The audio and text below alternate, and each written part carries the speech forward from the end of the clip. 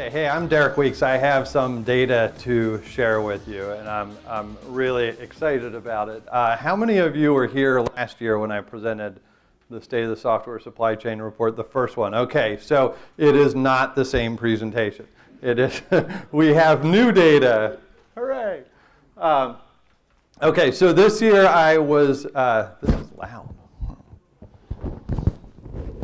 I'm normally loud, but this is. Oh, yes. Okay. More Derek. Okay, so let's entertain you. So in the application economy, we all know that he who builds the best application wins. And if you're going to build an application, you should build it really fast. Because if you're not building it fast, someone else is, and they're getting to market before you, and they're winning. Oh, but fast means you actually need to worry about things like quality and security, and a few people here wonder about security along the way. So we're not writing software from scratch anymore. In fact, we are manufacturing our software, and we are doing this because it makes us, as developers. How many are developers in the room? Right? You write code, good. How many are security people? How many are both? Okay, great. Okay, so you know that you're using, and others that you know, if you're not using it, they are using open source and third-party components to build their applications. And the average application now is about 80 or 90% composed, or the footprint is 80 or 90% open source components.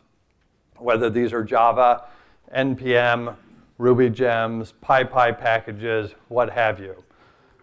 Right? So the interesting thing about these components, and some of you know this from attending last year's session, or if you've read the report, is not all parts are created equal. Right? So there are different versions of parts that are out there. You have, I think we counted something like 67,000 instances of jQuery that are out there, and some are very different. Some are slightly different. Some are newer versions. Some are older versions. Some of these components have known security vulnerabilities. Some have security vulnerabilities yet to be discovered. Some have different licenses, but they are not created equal in terms of the software. So I think it was James Wickett. If not, it's the wrong attribution. But we were talking about this, and he said, the theme of kind of what you guys are doing is making invisible things visible. And that really kind of drove the theme of the report this year, that we at Sonotype, where I work, can see things that other firms cannot easily see, because we run something called the Maven Central, the central repository. It's the largest home of open source components for Java development in the world, and that's part of what I based my research on this year that I'm going to share with you on what's happening in development. So there's an organization that I work with, and I just want to help paint the picture of what's going on around there so that you can understand why it is so pertinent that we pay attention to this issue. When we all know using known vulnerabilities and open source components is in the OWASP top 10, is the A9, right? Why is that? We're going to walk through, you're going to know very explicitly why this is in the top 10. So there's an organization in the United States that I've been working with over the last couple of years. And that organization last year, it's in the healthcare field, consumed 16 million open source components from Maven Central. They have about 2,000 Java developers that they employ. They downloaded 16 million components last year. Now, a little more detail that we have about what they're doing.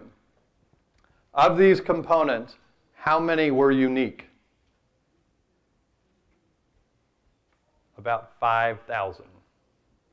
If you strip out all the versions of those components that they downloaded, if you just look at, if I just wanted the best version of every one of those components, how many would I need? Guess. 200? 2,000. I need 2,000 components to do software development across 2,000 developers, right? If I chose the best one, but I'm downloading those 16 million times, right? And as I'm freely downloading those and bringing them into my organization, some of them have known security vulnerabilities. Anyone want to guess how many of the 16 million had a known vulnerability? Okay, 67%. There's always a pessimist in the room, right? 773,000 components had a known vulnerability day one of download, right?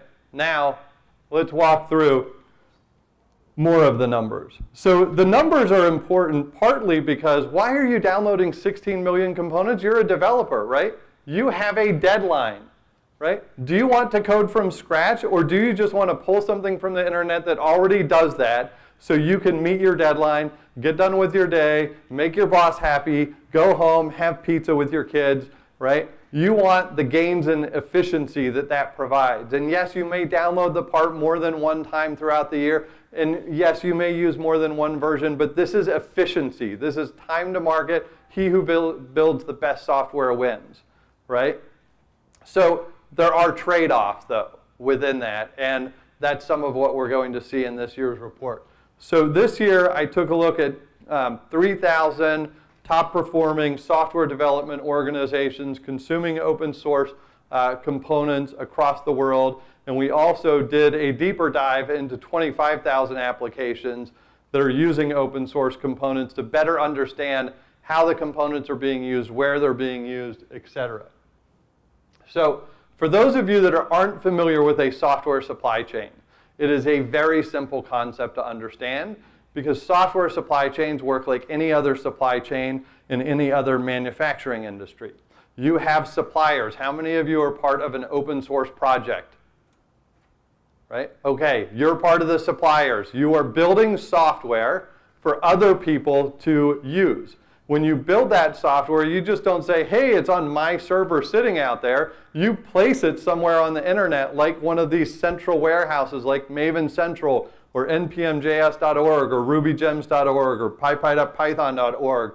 And one of these places is a central warehouse where developers worldwide can download and consume that into their manufacturing process or software development process and create finished goods from it, the software applications that we are all building as products or services for our customers. So these supply chains are very much in full effect operating globally. And for those that are developing the best software out there, they're understanding that not only are we operating with software supply chains, but if we take lessons from Deming that he was teaching at Toyota 40 or 50 years ago, right, that if we use the best quality parts from the best suppliers, and we track and trace those over time, so if any go bad, we know where they are and we can recall them and fix those problems, right? Those lessons can be applied to software, right? We're not just going to pick any project, right? We can pick the best ones. Do we need 5,000 parts, or do we need the best version of each of those parts to use within our software, right? Do we need 2,000 suppliers, right? So if you had 2,000 unique parts out of that 16 million, that's 2,000 parts. Well, how many of those are kind of similar to another one from another project? Do I need 4 or 5 different suppliers for a logging framework or web application framework or cryptology or whatever you would need? So you need to look at the best suppliers out there and then, as we said, track and trace over time. So let's talk about kind of the supply of components out there. We looked at, and we did this in last year's report as well, there's a site out there called modulecounts.com. All it does is it supplies a colorful chart like this, and it has different lines for different component types across all development languages, whether it's Go or Python or Ruby or Java, what have you. It says, here's how many different components are available for these ecosystems. And what we did by analyzing the data from their site about those components is we found out globally 1,000 new open source projects enter the market every day. 1,000 new suppliers are available to software developers worldwide every day. Of all the open source projects out there, we're estimating 10,000 new versions of components are released every single day. A massive number of suppliers, a massive number of parts. And when I looked at 380,000 open source projects that contribute to Maven Central, those organizations are releasing on average 14 new versions a year. So there is a massive supply that's available to you, and that's a good thing, right? Suppliers are out there building software, and they've figured out, just like you have, how do I make that better? How do I make that more feature-rich, higher performance, less buggy, fix a flaw, fix a security defect, what have you. So there's good reason for that behavior. Now, last year when I was here, we were talking about unimaginable numbers, right? And part of that is, how many download requests did we see from Maven Central last year, right? So last year we had just reached 17 billion. This past year we had reached 31 billion download requests. 31, like, I can't imagine that. I couldn't imagine 17 billion last year. I can't imagine 31 billion this year. There are 10 million Java developers on the planet, right? That number is not growing. It wasn't 5 million the year before and 10 million this year, right? It's pretty stable, right, in terms of the number of developers out there that are consuming these components. This is just tweeted by Laurie Voss. He's one of the guys that runs npmjs.org. So they're doing 52 billion package downloads a year. They are running at 1 billion NPM package downloads a week. So it's not just Java, JavaScript, NPM space. There is a massive amount of consumption happening out there. If you think your organization is using open source, right, you are, you have been, you are in droves, right? When I was working with a company last week in the financial services space, they said, yeah, you know, we're working with Sonatype and we're helping this organization to do an audit of how much open source they were using across their application. They have an open source governance process because they're in the financial services space with all of our pertinent information. And they said, we have a process, a governance check that understands how many components we have in development, how many are used, and we have about 800 approved components, right? So that's pretty good. And when we did the audit and told them there were 13,000 open source components in their application portfolio, right? That's what the difference is between kind of guessing how many you have or forcing developers to go through a process to approve components that they will use. And when your process, like their process, was at minimum 2 weeks and usually 6 weeks and sometimes 9 weeks and one time 9 months to approve a component, right? Developers will find a workaround. Why? Because you're a pain in the butt, to say it nicely. If you are taking that long to approve a new component, you probably have 8 or 10 times more open source in your environment than you think you're governing. We need a more sophisticated way of thinking about how software is developed. And we need that not only, if you're a DevOps person, you need to think about how many parts and how many suppliers and how much variance and variation is there in my supply chain. Because we know Toyota in the Camry this year isn't using 27 different muffler suppliers, right? They have one and they have the best one, right? And because they've limited the variation and variability in their supply chain, they can better control the quality. If you're a security person, you need to understand this, and this is exactly the reason why I've done this report 2 years in a row and I'm working on the third one already.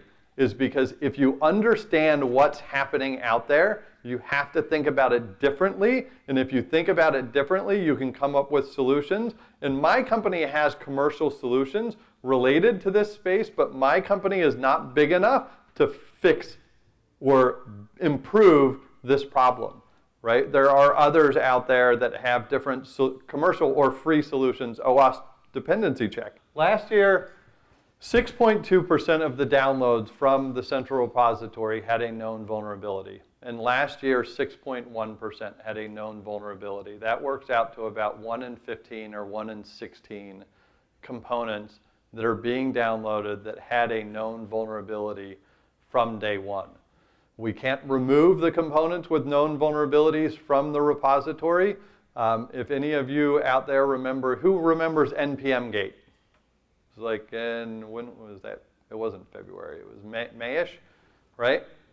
Yeah, some developer was being threatened or to be sued because his component was called Kik, and the Kik organization wanted to sue him for using that name within a component which he had a long time ago. So he removed the component from npmjs.org, and like 10,000 builds broke within 30 minutes, and there was chaos there, and it wasn't an immutable repository, and builds were breaking, so they put back a part that they believed to be that missing part. You can't, if you want to fix a bad piece or a bad component that you have, you need the old or original components to recreate your application and then replace it with the good one. And just because the part is bad for you doesn't mean it's bad for you, and we don't know the use case scenario. So we can't remove the bad ones, but there can be ways like Dependency Check to tell people what's a good one. So within these downloads that we saw, no one here is downloading billions of components in their organization. So the average downloads that I saw across these 3,000 organizations were about 229,000 components overall. Just like that organization that's downloading 16 million, there are about 5,000 unique parts within that, and about 2,000 if you strip out all the different versions. So the number of parts is 5,000, the number of suppliers is about 2,000 that you want to, or you're managing through your infrastructure. So one of the things that we also saw was within this population of development organizations, about 7.5% of what they were downloading. So that's like 1 in 15, 1 in 14, so one do the math.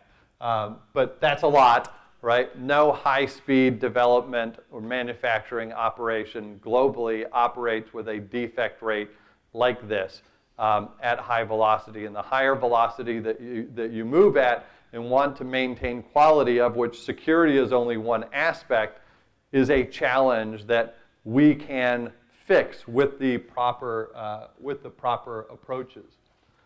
So just because a software component, and we had this discussion last year as well, just because a software component is downloaded does not mean that you used it, right? Sure, I downloaded it. I was testing out the design of some part of the application I'm building, right? It was a snapshot build. I don't know what version exactly I was using, right? So that version of that component was downloaded, but what we were able to do this year was we looked not only at the downloads with 6.1% vulnerable, we looked at about 3,000 repository managers. These are where some development teams keep their components locally, where they don't house them or they don't rely on the central repositories fully, but the local repository managers that house these, and about 5.5% of those had a known vulnerability in them.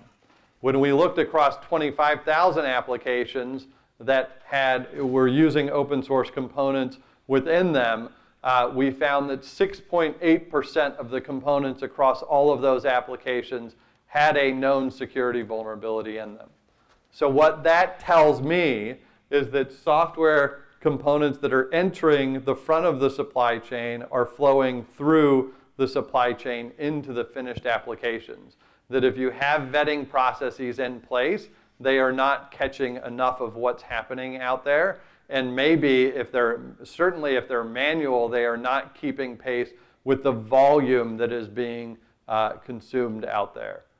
That organization with 16 million downloads, they employ one person who looks at open source components and approves them, and only for licenses. They have no one employed that checks security vulnerabilities in those components. It's just not part of it. License risk is a higher risk for them than security risk. Imagine that. Who's seen this this tweet from I Am Developer? This is like one of my favorite. Right? So this is my tweet. So about 106 open source components are used in the application, right? And what we saw last year was that amounts in the percentage of components, that amounts to about 7 of those have at least one known security defect in them. But when you're consuming thousands of components across your applications within an enterprise, right, looks fine. Dude, I have a deadline, right? I know that's there. I was talking to someone last night, their company that builds software in the financial services industry. And that person said, yes, I know we have vulnerable components in the code, right? But I have a deadline, so I'm just waiving that, that Jira ticket, right? And that, they go to release the software again, still has the vulnerability in it. They flag it, now it's waived again, right? They flag it again, they waive it again, right? I've got a deadline to meet. I know there's a vulnerability in it. I don't have time to fix it, right?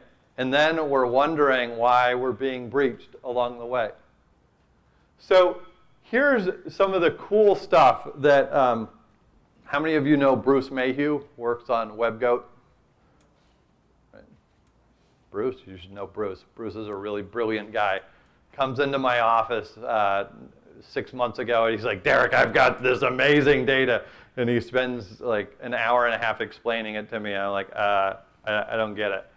So, but thanks for sharing that. And the next day I'm like, I've got it. Here's what Bruce was telling me from the analysis of 25,000 applications, was that of all the components used in the applications, the blue line is showing me what is the average age of a component across those applications. So 1-year-old components make up about 18% of the apps. 2-year-old components are just over 20%. 7-year-old components are about 5% of those used across these applications. And then we did a look at security vulnerabilities in those. So 1 to 3-year-old components have just under 5% of those components have a known vulnerability. But if you're at 8, 9, 10 years old, you're almost at 15% of those have a known security vulnerability. So when we're talking about use the best versions of parts from the best suppliers, component age matters, right? So the number of components that are over 4 years old in the applications is like 67% of components. You're using component parts that are 4+ years old, in some cases 9 and 10 years old, when there are newer versions, more functional, better performing components out there that you could use in your applications. And if you move people toward use not the newest, but one of the more latest, like in the last 3 years, latest components, then the number of security defects across your population, your security debt, will decrease substantially if you can put in a practice that says, in governance, we're just going to tell you, use components that are 3 years old or younger, right? Simple governance. You could have nothing to do with security in that security focus in that governance policy. It's just use newer components for developers that don't care about security, but you can reduce your security debt substantially. I'll give everyone the slides afterwards. I'll tell you how to get them quickly. The other thing in here, so when we looked at these applications, in terms of using newer versions of components. In this analysis is what also Bruce came to me with and said, out of all these applications, the number of components that are on the latest version, 1-year-old components, about 13% are on the latest version. 5-year-old components, 14% are on their latest version. 9-year-old components, 20% are on their latest version. Okay, quick translation of what this means. 9-year-old components, 20% are on the latest version. You're using a piece of software that someone developed 9 years ago. It has never released a newer version. That is either a perfect piece of software that was so good, right, in 2007, right? Yes, sorry. So 2007, someone developed that perfect piece of software, or this is a project where someone developed a cool piece of software that may still be in use, widely in use, right? But no newer version has been developed or released in that. And those are the versions that have 3 times more security defects than the younger versions. So you have older versions that are non-supported, and if you want to remove that, there is a higher chance that there is no alternative newer version of that non-secure component available to you. So again, using new components is important to have within the portfolio. Yeah. I think I understand why you are not used very often, because usually if old component is used, it's used in an old application. And if old application just works, nobody is going to touch it. This is a problem. Yes, older components are used in older applications. But of these 25,000 that we are analyzing, they are actively under development, right? So if it was we scanned the portfolio of JPMC, which has applications, just to name a company, applications dating back to the 80s, right, that didn't even have open source components in them. Yes, that would be a good argument. When we're looking at active development going on, usually involving continuous delivery, continuous integration platforms where they're doing higher speed development, it makes less sense. The argument is true. There are older applications with older parts. There are components that have dependencies that are older dependencies that have never been updated, right? But again, making the invisible visible, the more we're aware of this, the more we can start to think, how do we need to approach this problem, and what are the ways that we can go about resolving it? Yes? I just want to clarify, you're not claiming that newer components have less vulnerabilities, just less known vulnerabilities, is that right? That is true. They have less known vulnerabilities because they haven't been discovered yet. We often say software ages like milk, not wine, right? So the longer it's out there, the more popular it gets, the more folks like you start to look at, hey, wonder what's in this code. I wonder if there is a vulnerability, and aha, I've discovered something. So that's a natural progression of what we've seen, right? But if you want to have stronger fortification of your applications in your portfolio, keeping up to date with the newer components will help you just by the percentages. So someone that I was talking to earlier out there when I was doing my slides, I said I would bring up Apple. And everyone, I think it was February of this year, it seems longer than that ago, Apple and the FBI were kind of going at it, right? And they were going at it because Apple had placed very strong encryption technology into the iPhone, right? And the FBI wanted in, and you can fall on either side of the argument on whether you should be allowed, to break that encryption or not. But part of what I saw within my research when this was going on, I contacted our data team and I said, there's a component called Bouncy Castle. Everyone knows, right?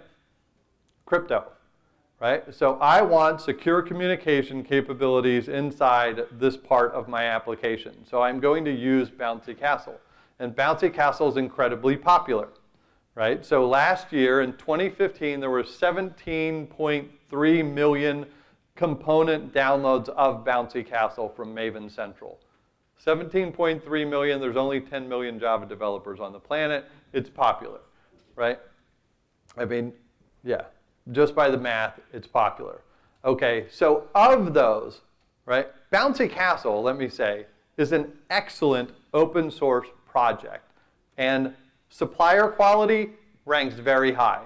When they have a problem and a known security vulnerability is discovered in it, this project fixes their component and releases a fix, a newer version of the component that fixes that vulnerability quickly, right? So 5.8 million, 33% of the component downloads last year were the known vulnerable versions of Bouncy Castle. There are perfectly sound versions available, perfectly good versions available, yet 1/3 of the downloads were known vulnerable. 13,000 organizations that needed encryption within their applications voluntarily elected to download the known vulnerable ones. Now, they might not know if they didn't go through and check, hey, does this encryption actually work? So when people were complaining about one organization having strong encryption, I'm seeing 13,000 organizations across 74 countries that just downloaded whatever they wanted, right? That's crazy. So Commons collection vulnerability. Everyone's heard of the Commons collection vulnerability, right? So where open source and stealing a line from Josh Corman are the titles of his presentations, where bits and bytes meet flesh and blood, right? Hollywood Presbyterian Hospital, right? That's what this is a picture of, right? Who knows why that hospital is important? Everyone should know that, right? This is ransomware, right? Right? And how did they get in, right? JBoss has a Commons collection known vulnerability in it, and they were able to exploit that infrastructure and take control of that hospital's infrastructure where patients could not be provided care and had to be moved to another hospital because the systems were locked down, right? So when we look at, is it important, and do we need to know not only are we using strong encryption, but are the systems that we rely on for our health and safety and other things using these components that are known to be vulnerable, that are leaving us prone to attack.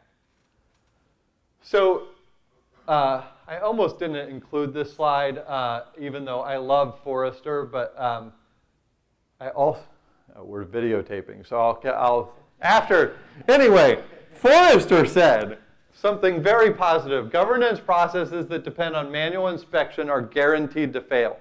And part of why they said this in a DevOps report that is coming out, this is not released, but it's coming out tomorrow or Monday, is that they understand this huge volume of consumption is happening, right? And we still have outdated security practices that are relying on manual reviews of these components that are not keeping pace with the volume of consumption and the need for speed and the need to be competitive out there in the market. So one of the cool things that happened between last year and this year, right? Last year we were talking about OWASP and the top 10 and FSISEC. They have guidelines for their members, or the top 10 list that say don't use components with known vulnerabilities.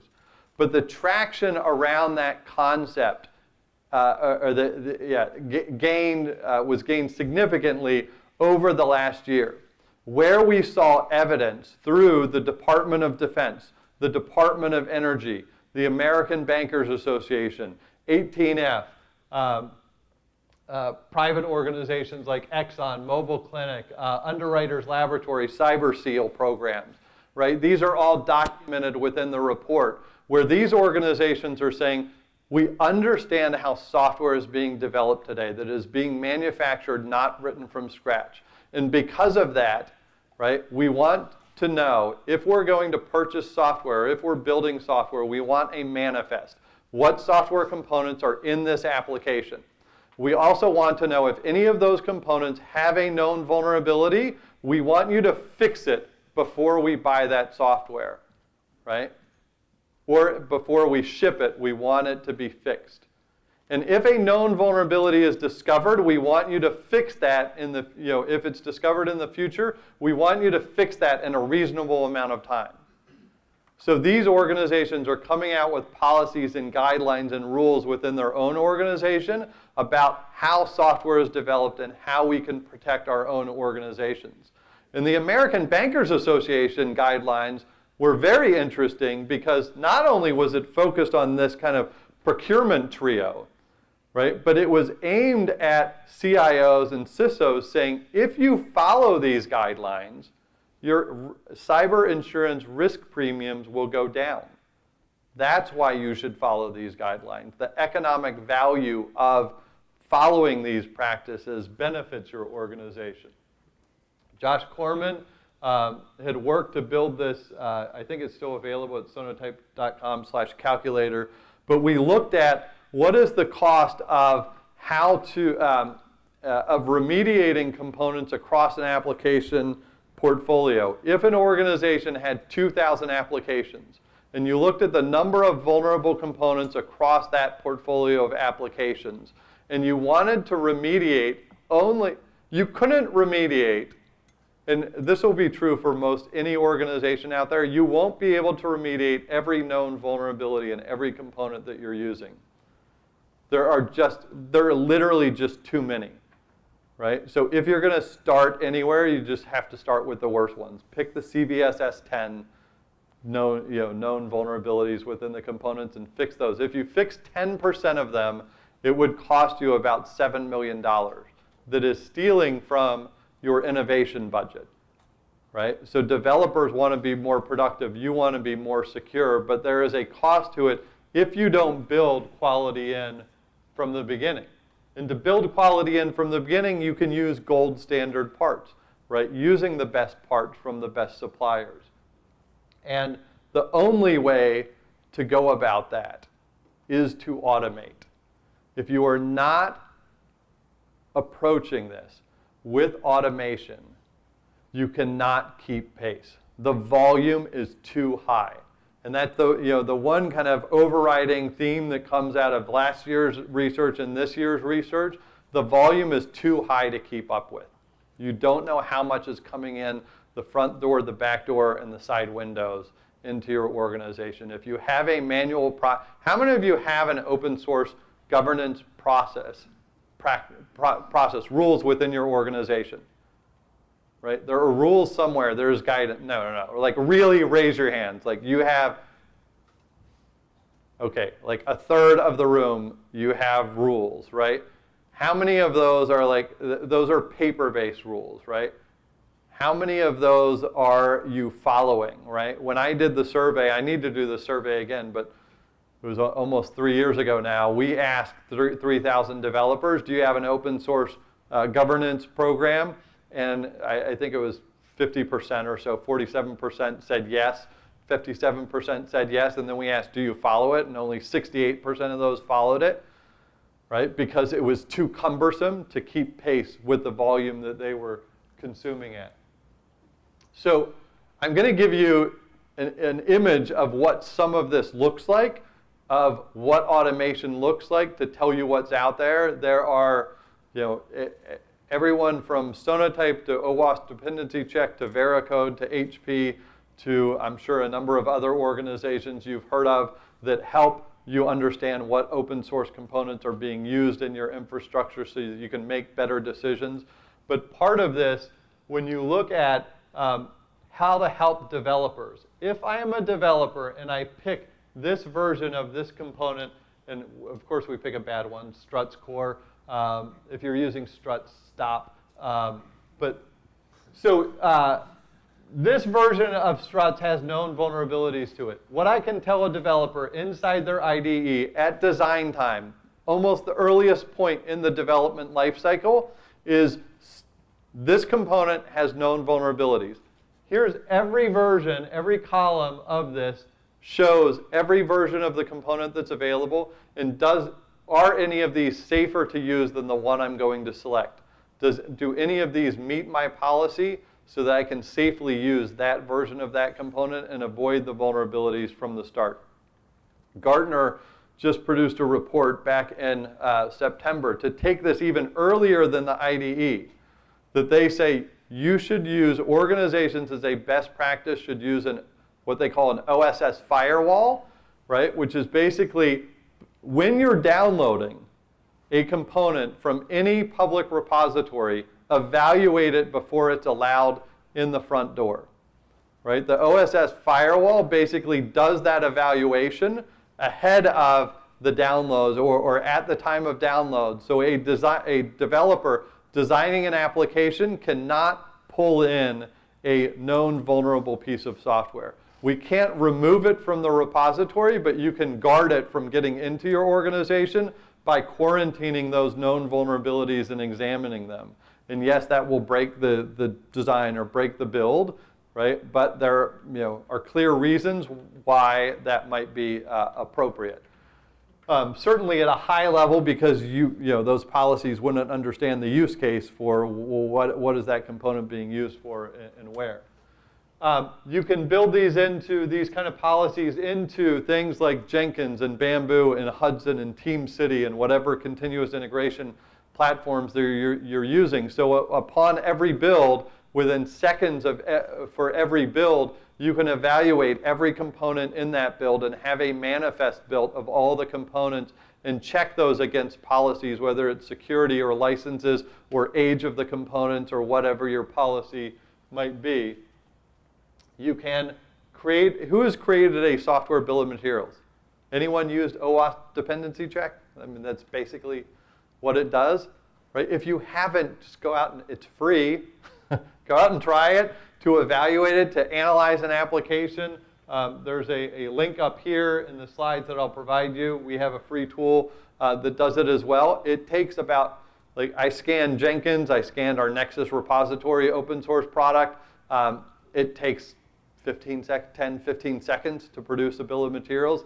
It's pretty simple, it's pretty fast. You'll be amazed at what you see. If you don't want to pick your own application, pick your favorite open source application and put it through the analysis to see what comes up. I'm going to skip through these. So the State of the Software Supply Chain report, just like last year. If you want the slides and if you want the report, I'm making it very easy. My out-of-office email settings are on. The links to the presentation and the links to the report are in them. Anytime today, if you email weeks@sonotype.com, you don't need to say thank you, whatever about the presentation. Just email me. The out-of-office will come. You'll see the links. They're posted on SlideShare, so they're publicly available for you to download and share or read within your own organization. So definitely do that. The other thing that I will point out, and this is a self-promotion for a conference that you may or may not have heard of. A number of us, including Ernest and Karthik and James Wickett and Shannon Leitz and myself and a couple of others are running the All-Day DevOps Conference. It's November 15th. It is online. You don't have to travel. Within that conference, we have 57 sessions in total. 18 of those are automated security-specific DevOps tracks. It is practitioner-led discussions, no vendor talks. It is live online. It is all recorded. So if you can't attend for 15 hours that we're stretching that conference that day, you can log in anytime and watch these sessions on YouTube. Yeah, so the question is, if you're buying open source applications, or you're getting open source applications and then you're buying support, is that better for you? Yes, because one, if you analyze that application, if you run a software bill of materials for it and you see there are known security vulnerabilities, you can go to that organization and say, hey, I'm paying for support, and by the way, I'm a security professional, and by the way, you have known vulnerable components in this, and would you fix them? Right? if you don't have support, you can still make the same request. It just, you might have more ears depending on how much you're paying them. But an open source application has no more or less number of open source components than closed source. And even, proprietary software has just as many components in it. So I need to wrap up, but I'll be here all day. So help me saying thank you. Thank you.